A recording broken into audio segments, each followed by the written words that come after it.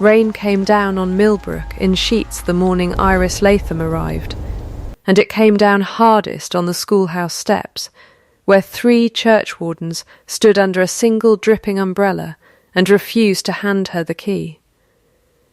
"We are expecting Mr. I. Latham," said the eldest of them, a stout man named Corbett, who smelled of wet wool and older mutton, holding the iron key against his chest as though she might snatch it. Not a young person, not a— He gestured at her, at the rain flattening her bonnet, at the small trunk the coachman had already dumped in the mud and driven off from, eager to be quit of Millbrook's Lane before the ford rose. Not a woman. "I am Iris Latham," she said. "The initial was my father's habit of signing letters, not a disguise. I have his letter of recommendation, the bishop's certificate, and my own hand, which you may compare to the one on the schoolhouse ledger, since I understand it was your last master's custom to keep his sums in it." She did not raise her voice. She had learned long ago that raising one's voice was a thing poor women did when they had nothing else, and she had, if little else, her father's training, which was worth more to her most mornings than money. Corbett opened his mouth to argue, and then, because arguing required looking at the ledger he had brought to prove some point about wages, opened the ledger instead. Iris glanced at the column of figures upside down in the rain, added them in her head before he had finished wetting his thumb to turn the page, and said, mildly, "You have carried a 4 as a 1 in the 3rd line. The parish owes £11 too, not 8. There was a silence in which the rain seemed to get louder. Behind the low stone wall of the schoolyard, 6 village children had gathered to watch, undeterred by weather, the way children are undeterred by weather when something more interesting than weather is happening. Among them, a thin, dark-haired boy of perhaps 9 stood very still at the fence, not calling out with the others, only watching her with an attention so complete it looked, for a moment, like recognition, though of what? Neither of them could have said. Neither would have guessed, standing in that rain, that the quiet weighing of that boy's eyes on a stranger would end, within the year, by rearranging the succession of a dukedom that none of them had any reason yet to think of at all. Corbett handed over the key. It was cold, and larger than it needed to be, the kind of key that had been made for a door built when doors mattered more than the rooms behind them. The schoolhouse itself, once she was inside and had lit a fire in the small grate, told her plainly what sort of post she had taken. The roll book had not been touched properly in 11 months. The previous master, an elderly man named Hobbs, had died owing himself more attention than the parish had paid him, and the register of admissions was a ruin of crossed-out names and children who had grown and left and been readmitted under wrong ages. She sat down at the schoolmaster's desk, which had clearly been built for a heavier man, and began, by candlelight, because the rain had not let up enough to trust the window, to put names back into order. It was, she thought, the only thing she had ever been reliably good at. Her father, Silas Latham, had kept the register of a parish 2 counties distant for 30 years before his eyes failed him, and in the last 2 years of his life, when he could no longer read his own hand without a glass. He had taught her everything he knew instead of losing it, how paper carried the year of its own making in the lines pressed into it long before anyone set a word down, how ink darkened and lightened by decade and by maker, how a man's hand changed under strain in ways he never noticed and never could correct, so that a false signature always confessed itself to a patient enough eye. He had left her his loop, a small brass-cased watchmaker's glass, and a slim, commonplace book in which he had recorded the marks of every papermaker and every parish clerk's ink he had ever had occasion to examine. It was, she often thought, a strange inheritance for an unmarried woman with no property and no expectations. It had also, twice now, cost her a post, the last time in a village 3 days' journey east, where a jealous patroness had accused her of altering the poor rate accounts to hide her own economies, and no one had believed the schoolmistress over the squire's wife. Evidence or no evidence. She had left owed 6 weeks' wages she had never collected, on principle, because she would not beg for what was rightfully hers, and would not be shamed into forgetting it either. A name is not proof, her father used to say, folding his glass shut. A name is only a question, and a good clerk learns to answer it. She had come to Millbrook meaning to ask no questions of anyone, and to answer only the ones the roll-book put to her. She did not yet know that Millbrook's greatest house had a question of its own, 11 years old, locked behind shutters that had not been opened since a man went missing at sea. She was summoned to Rosemere Hall on her 4th day, not by invitation, but by the plain fact that the school's funding, and her wage, were the Duke's to grant, and no clerk in the county would release a shilling of it without his Grace's man confirming the new appointment. She walked the 1.5 miles up the drive on a morning gone fine after the storm, past an avenue of limes gone shaggy for want of trimming, and arrived at a house that struck her, before she had set foot on its steps, as a house holding its breath. Half its windows were shuttered in full daylight. No dog barked. A gardener working alone at a hedge did not look up as she passed, and when she asked him for the door, he pointed rather than spoke, as though the hall had trained him out of using his voice on its grounds. She was received not by the Duke's steward, whom she had expected, but by the Duke himself in a study with the curtains half drawn, a fire built too small for the size of the room. Aldric Fenwick, Duke of Rosemere, was younger than she had pictured, perhaps 34, and leaner than a duke in a story ought to be, with the particular stillness of a man who has trained himself not to react to things, and a stick set against his chair that he did not use to rise, because he did not rise at all. He did not apologize for it. He merely watched her the way she imagined he watched most new things arrive on his land, as a fact to be assessed, not a person to be charmed. "You are younger than the last one," he said. "He was 70, Your Grace. Most people are younger than that." Something crossed his face that was not quite a smile, and did not stay long enough to be measured. "Corbett tells me you corrected his sums in the rain." "I did." "Was he angry?" "He was wet. I believe the two together made it difficult for him to be as angry as he wished." The stick, she noticed, had not moved, neither had his hand, resting flat on a ledger she suspected he had not opened in some weeks. "State your terms," he said. "I am told schoolmasters generally have some." She had thought about this on the walk-up, in the way she thought about everything that touched money, carefully, and without shame. "I will take the wage advertised. I will not take it, however, until Mr. Hobbs's widow has been paid what was owing to him at his death. I understand it is £11 too, not 8. And I understand it has been 6 months unpaid. That is not your debt to collect." "No," she agreed. "It is yours, your Grace." "I only decline to be paid ahead of a woman who is owed first." She did not look away from him as she said it, which she suspected surprised him more than the sum did.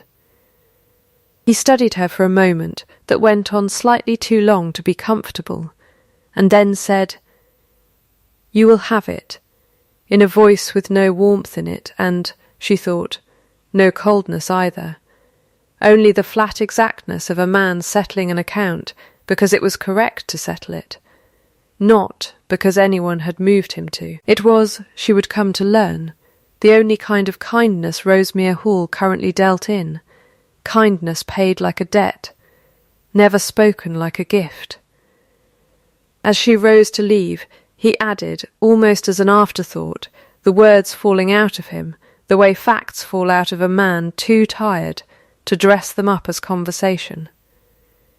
The charity inspector comes in the autumn. He will want the children's baptisms proved against the parish register before he'll certify the school for its grant. The old rector's hand had gone by the end, and I am told the register from those years is not what it should be. He looked, briefly, at the shuttered window rather than at her. You may find that tedious work. I find disordered records restful, Your Grace, she said. They are the only kind of trouble that always resolves, if one is patient. She did not know, walking back down the shaggy lime avenue with the wage settled and Mrs. Hobbs's debt promised, that she had just accepted, without knowing it, the one piece of work in all of Millbrook capable of unmaking everything the house was pretending not to remember. Millbrook took a fortnight to decide what it thought of her, and decided in the way villages do, through wagers rather than conversation. Mrs. Aldous at the shop gave her 3 weeks before the men ran her off. The smith's boy gave her till Michaelmas out of what he called simple politeness. Reverend Elias Thorne, the rector, gave his opinion in person, arriving at the schoolhouse unannounced on a Tuesday to observe her teach, arms folded through the whole lesson, like a man watching a horse he suspected of being lame. What he watched was this: a boy named Simmons produce, with wide innocent eyes, a note purporting to excuse his absence the previous day, signed by his mother. Iris took the note, held it a moment under the window light, and said, without any particular drama, your mother writes on the shop's wrapping paper, when she writes at all, Simmons, because that is what is in the house. This is drawing paper, and rather good drawing paper, of the kind kept in the vicarage schoolroom cupboard. I expect you'll want to put it back before the Reverend notices it's missing. The boy went the colour of a boiled ham. The other children laughed, not unkindly, and Simmons owned to a day spent fishing rather than a day spent ill, and was set to copy verses rather than caned, which was itself a small scandal in a village accustomed to canes. Thorne, unfolding his arms slightly, said afterward, You read paper the way other people read faces. My father taught me to. He said faces lie more easily than paper does, because paper cannot help remembering exactly when and where it was made, an odd thing for a schoolmaster to know, an odd thing for anyone to know, I imagine, until the day it is useful. She did not tell him the rest of it, that her father had died believing the skill had ruined more for her than it had ever saved. Thorne did not ask. But he watched her a moment longer than the lesson required, in the particular way of a man filing a fact away, without yet knowing what drawer it belonged in.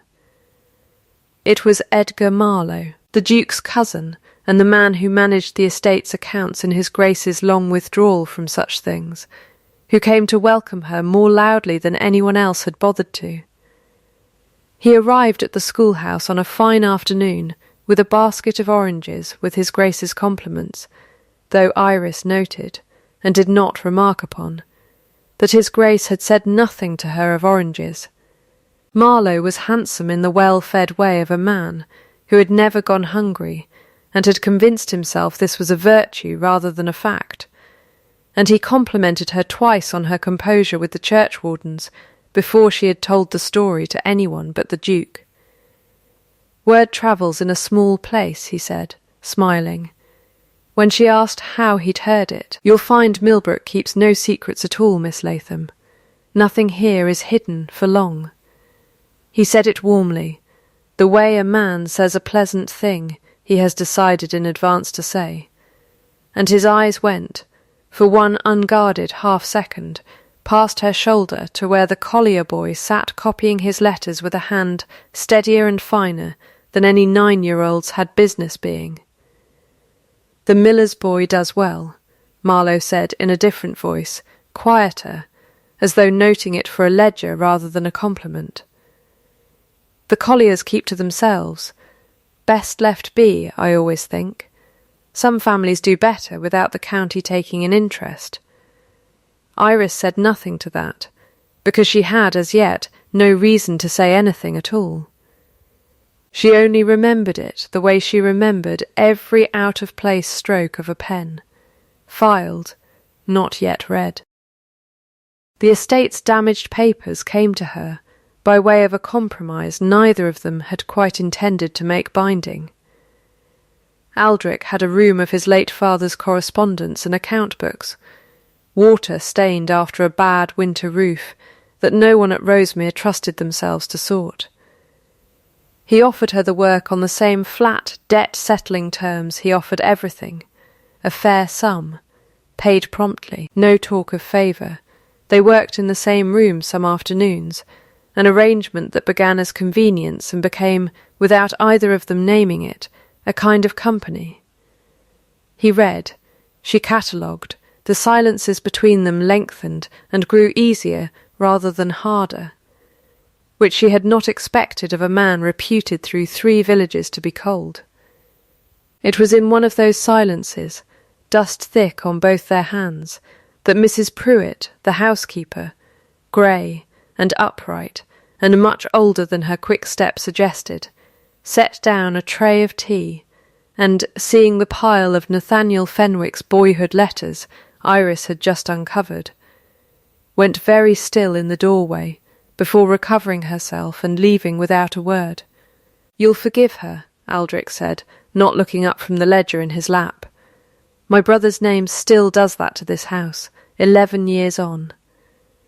He turned, she noticed, a ring on his little finger. A plain gold band worked with an anchor crossed over a sheaf of wheat, a habit she had seen twice before without remarking on it, always when something had cost him more than he wished to show. "Nathaniel went to sea against my father's wishes, married against them again in secret, we think, though no one could ever prove it, and was lost off the Azores 3 years later, without either of us having spoken a civil word to him in between. I have spent 11 years wishing I had written one letter. I did not know, until it was no longer possible, that I had been waiting for him to write first. That is not a small grief to carry alone," Iris said. "No," he agreed. "It is, I find, exactly the size of a house."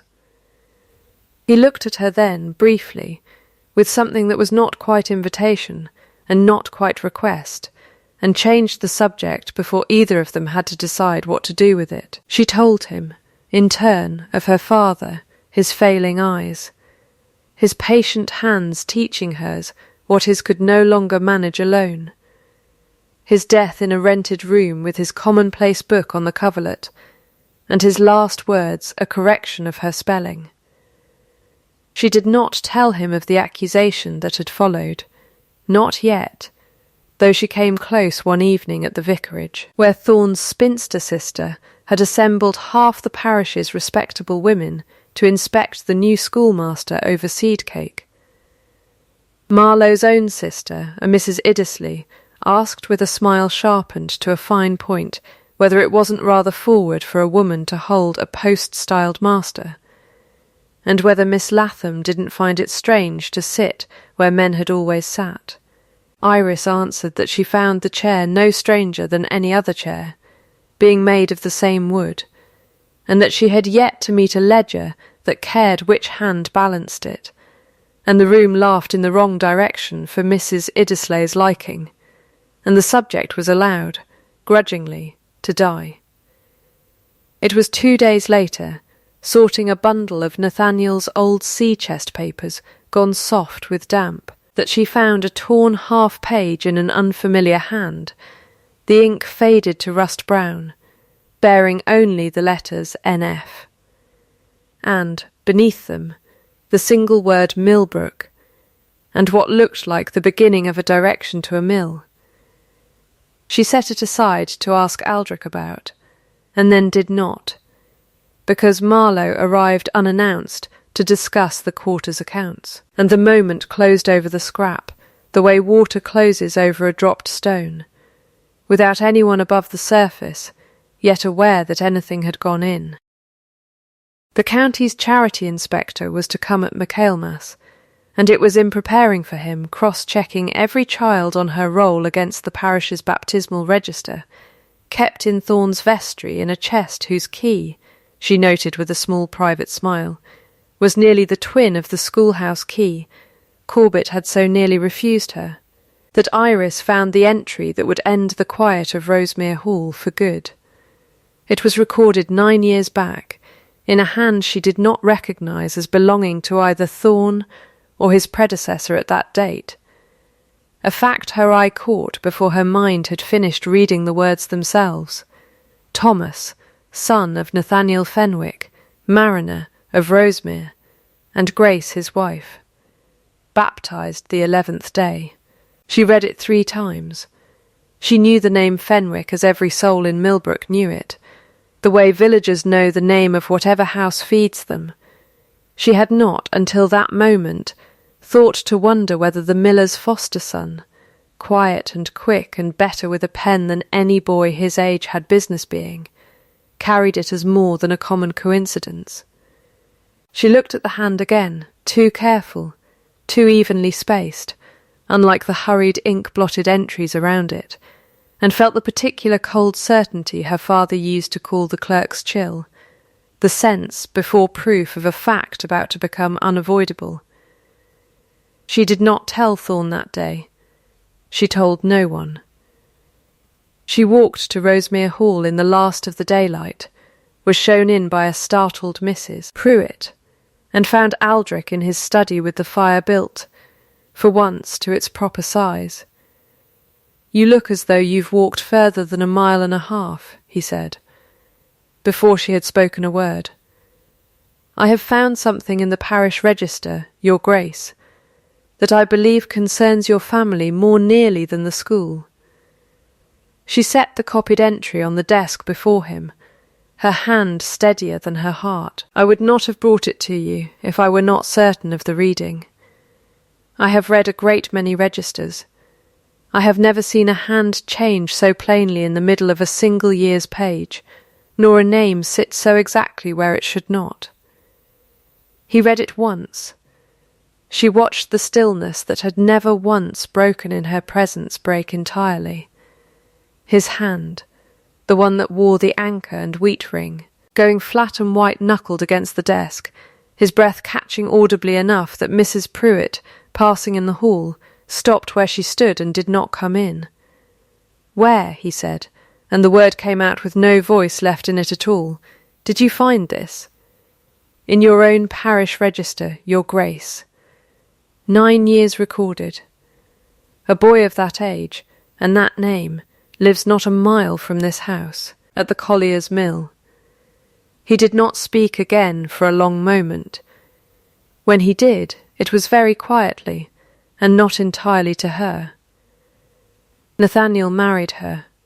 He actually married her. He looked up, and whatever composure had governed his face for 11 years was, for the length of one unguarded breath, entirely gone. "Tell no one of this. Not Thorne, not Marlowe, not the churchwardens, no one, until I know what it is I am holding. I have been made a fool of gently for 11 years, Miss Latham.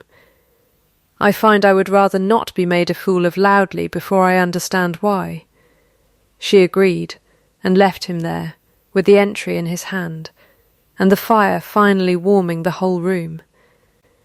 She did not see, from the drive, the figure of Edgar Marlowe drawing back from an upstairs window he had no particular business standing at, nor did she know, walking home in the dark with her father's warning humming quietly in her blood, "A name is not proof, only a question," that the page she had shown the Duke that evening had, once before, been shown to another man entirely, and that the answer he had given it, 9 years past, had been to make sure no one would ever be able to ask the question again. The blow came within the week, and it came, as her father had always warned her such blows came, dressed as procedure. Thorne's under-clerk, a nervous, narrow man named Wick, who kept the vestry chest when the rector's gout kept him from his own church, appeared at the schoolhouse on a Thursday morning, with 2 churchwardens and a face like a man walking to his own hanging. Though it was Iris he had come to accuse. "There is a discrepancy," Wick said, not meeting her eye, "in the parish register. An entry appears to have been altered in a hand," he added, forcing the words out, "not unlike your own, Miss Latham." "I have never held a pen to that register," she said. "I copied an entry. I did not write one." "That is not what the ink suggests," said Corbett, unhappily, holding a leaf of paper she had never seen before, a leaf claiming, in a hand that did resemble a stiffened, disguised version of her own, to record the very entry she had shown Aldrich, save that this version made no mention of Rosemere at all, and bore, folded within it, a scrap of her own schoolroom paper, as though it had been used as a guide. It was found this morning, tucked where the true page should be. The Reverend is greatly distressed. "Mr. Marlowe says," he stopped, unhappy at his own sentence, and finished it anyway. "Mr. Marlowe says a woman clever enough to read old paper might be clever enough to forge new paper. If she thought a lonely widow's boy might be made to look like a duke's kin, and a reward found in it somewhere, she understood, with a coldness that steadied rather than frightened her, exactly what had been done and by whom, though she could not yet prove either. "I did not write that page," she said again, plainly, without raising her voice, because raising her voice was what a guilty woman did, and she would not give them that. "But I will find who did, and I will show you how, and you will not enjoy learning how simple it was." She was suspended from the school that same afternoon, pending the bishop's officer's inquiry, and Millbrook, which had taken a fortnight to decide it liked her, took less than a day to decide it had never trusted her at all. A stone went through the schoolhouse window that night, more insult than injury, and by Sunday even Mrs. Aldous at the shop would not meet her eye across the counter. Worse followed within days.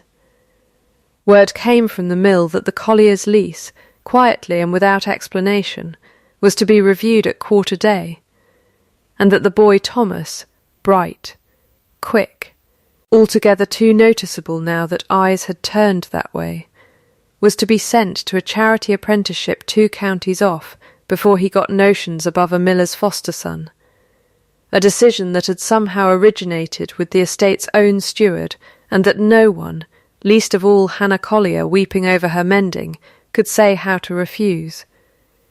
Iris did not wait to be told twice what needed doing.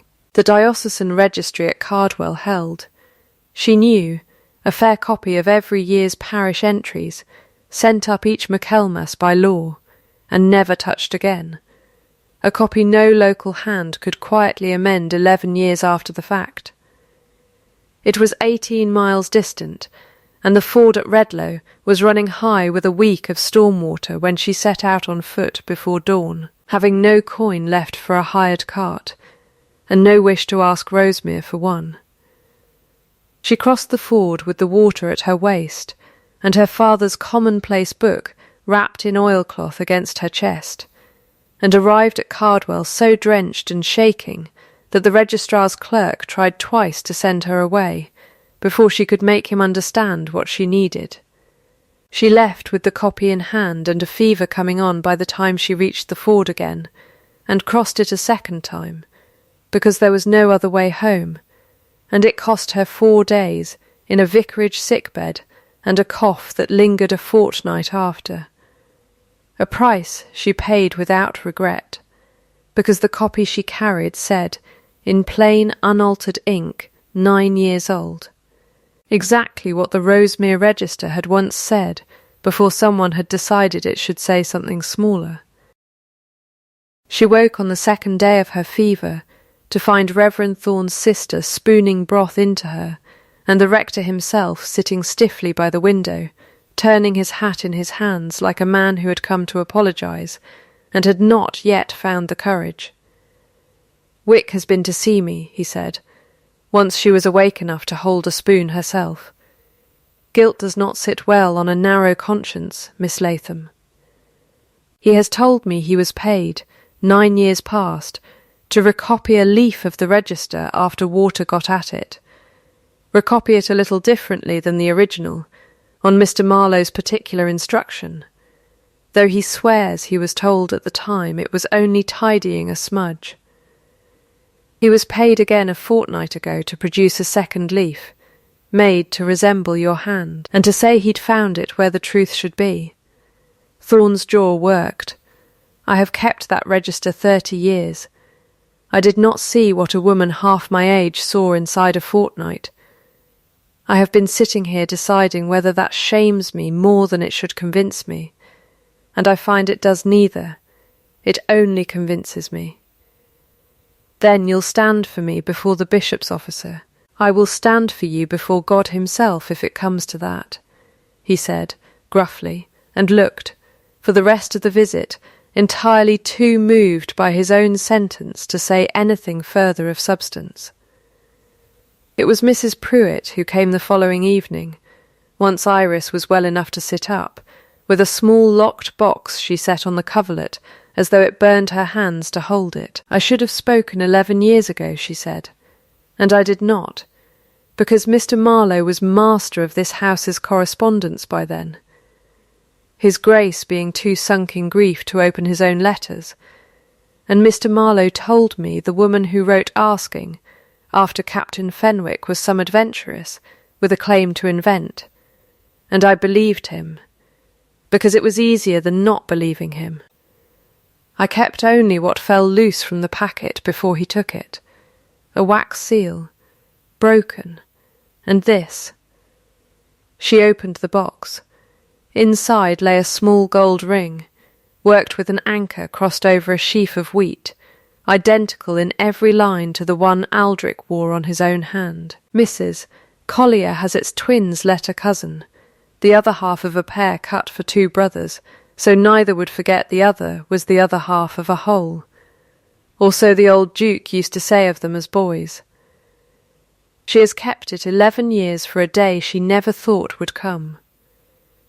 Iris held the ring a long moment, feeling its weight, understanding without being told that she was holding, in one small circle of gold, the entire architecture of what her father's training had only pointed toward. "Then we have the letters fellow, the registers fellow, and the rings fellow," she said. 3 things Mr. Marlowe never thought would be asked to stand in the same room together. It was Aldrich himself who came last, after dark.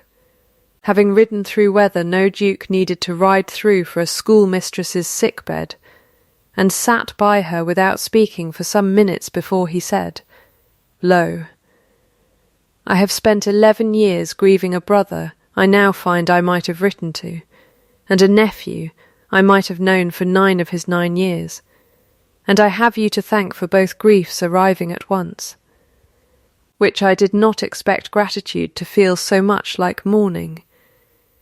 He took her hand, chastely, only that, his thumb tracing once over her knuckles, as though checking she were real, and said, "Whatever comes of the assembly, whatever Marlowe manages to twist before Thursday, I find I do not wish this house to go back to being quiet. I had grown used to it. I no longer want it." He did not say more than that, and did not need to. She understood it for the confession it was. What she did not say aloud, holding his hand back, was the question that kept her from sleeping that night, whether the ring, the letter, and the register's true copy would be enough, gathered in time, to stop Edgar Marlowe from being read into the county's deed books as heir, before Thomas ever had the chance to be read into anything at all. The Harvest Assembly at Rosemere Hall had been held every Michaelmas for longer than anyone living could say otherwise, and this year it was to close, after the dancing, with the county solicitor, Mr. Pettigrew, reading the settlement that named Edgar Marlowe heir presumptive to a dukedom its own duke had, by every appearance, given up hope of settling any other way.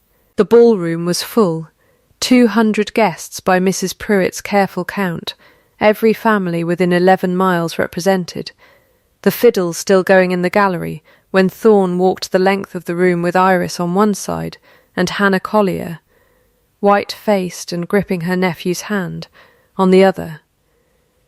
Marlowe saw them before Aldrich rose to meet them, and something in his face closed like a shutter drawn against weather. "This is not the place," he said, pitched low, though not low enough. A dozen heads had already turned. "It is exactly the place," Aldrich said, "since it is the place you chose for Mr. Pettigrew to name you my heir. I find I would rather the same room here, why he should not." What followed took the better part of an hour, and no one in that ballroom, not even the Dowager Lady Sowerby, who had seen 40 Michaelmas assemblies and considered herself unshockable, moved to leave before its end. Thorne spoke first, plainly of the register, and of Wick's confession, delivered now in writing and read aloud by Pettigrew himself, who had no love of scandal, but less love of signing his name to a fraud.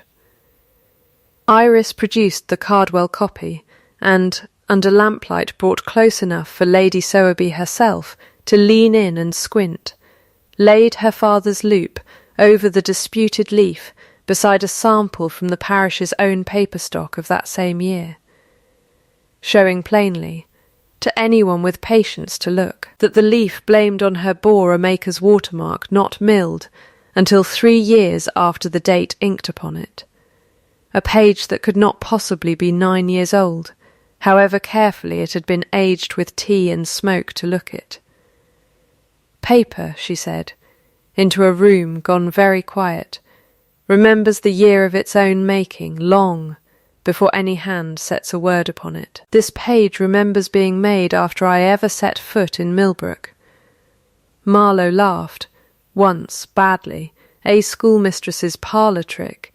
"You knew the leaf's date before I named it," Aldrich said, quietly, and the room's quiet sharpened into something else entirely. "I did not say when it was made. Only Miss Latham did, and only after she'd shown the watermark. How is it you knew what to object to before she'd finished speaking?" Marlowe said nothing, and his silence said everything a courtroom could have asked of him. Mrs. Pruitt stepped forward then, with the small ring in her open palm, and Hannah Collier, weeping now without trying to hide it, drew its twin's own broken seal from her apron and laid it beside it. And Aldrich drew the ring from his own finger and set it against them both, 3 pieces of one whole cut, for 2 boys grown into 2 men who had never learned, until it was nearly too late, that they had never stopped being halves of the same thing. Thorne spoke last, and loudest, in the voice he used for sermons that mattered. "I have kept that register 30 years, and did not see what this young woman saw inside a fortnight of arriving among us. I doubted her because she was young, and because she was a woman holding a man's old post. And I was wrong to doubt her on either count, and I say so now, before all of you, because a shepherd who will not own his own blindness is no shepherd at all." He turned, deliberately, to face the room rather than the Duke. "I believe every word of it. I would stake my collar on it." The room turned the way a tide turns, not all at once, but entirely, once it starts. Lady Sowerby was the first to say, aloud and to no one in particular, that she had always thought Marlowe a shade too warm to be trusted, and by the time Pettigrew cleared his throat to ask what the Duke wished done, the matter had already, in every way that counted, been decided by 200 witnesses rather than by him. Aldrich did not have Marlowe arrested. "You will quit this county within the month," he said, "and you will not be prosecuted for it, though God knows the law would allow it, because I find I would rather my nephew grow up in a county that does not remember his father's name attached to a trial." Marlowe's hands, Iris noticed, were shaking badly enough that he had to press them flat against his own coat to still them, and when he spoke again it was not in the warm performing voice he had used for 11 years, but in something smaller and older. "I was passed over for this house once, as a boy, and told to be grateful for what I was given instead," he said. "I have spent every year since making certain I was never passed over again. I did not hate the boy. I want it said I did not hate the boy," he asked, before he was let out, so quietly that only Iris and Aldrich were close enough to hear it, whether anyone would ever tell Thomas that his father and mother had truly loved each other, married lines and all, and not simply been two unlucky people who had made him by accident. Aldrich said that they would. It was the only mercy Marlowe was given that night, and, Iris thought, watching his face, perhaps the only one he had actually wanted. The county did not wait long to settle what an evening's revelation had unsettled. Within the fortnight, Pettigrew's clerks had struck Marlowe's name from every paper it had ever touched, and entered another in its place. Thomas Fenwick, son of the late Captain Nathaniel Fenwick, and Grace his lawful wife, acknowledged nephew to his Grace the Duke of Rosemere, and, failing further issue, his heir. The boy took the news the way children take most enormous news, which is sideways, asking first whether he would still be permitted to fish the mill race, and only much later, lying awake, asking Hannah whether it meant he could not love her any more for being only his aunt and not his mother. She told him it meant no such thing at all, and he seemed, after some days of turning it over, the way he turned over any hard sum, to accept that a boy could hold two truths in one chest without either one crowding out the other. The Colliers were given, at Aldrich's insistence and over Peter Collier's stubborn protest that they wanted no charity, a freehold on the mill they had rented 11 years, and Hannah a standing place in the boy's life that no document could improve upon, and none was asked to. Wick was dismissed from the vestry without prosecution, on Thorne's plea that a frightened man led astray young by a stronger man's coin deserved a second trade in a second county rather than a cell. He took a clerk's place with a cousin in Cardwell, and was not, so far as Millbrook ever heard from with complaint again. For Iris, there was a summons to the hall she had by now learned to read correctly, and a room she had not seen before, a disused wing, damp-stained and shuttered like the rest, which Aldrich led her into with a lamp and an unaccustomed nervousness, sitting oddly on so still a man. "I mean to found a school here," he said, larger than the parish one, "open to every child in 3 villages, regardless of what their fathers can pay, and I would have it kept by whoever can be trusted to read a register better than anyone else living, and to teach a room full of children that a name is a question worth asking honestly, rather than a wall to keep questions out. I can think of only one person for the post." He hesitated, in the manner of a man who had rehearsed a sentence, and found, at the moment of speaking it, that the rehearsed version would not do. "I would call it the Latham School, for your father, if you'll allow it.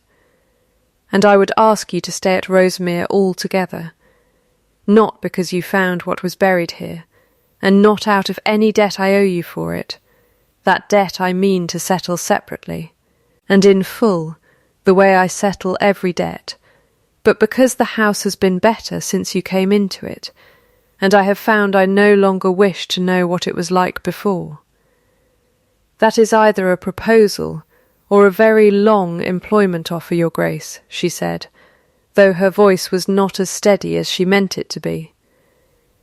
It is both, if you'll have it be.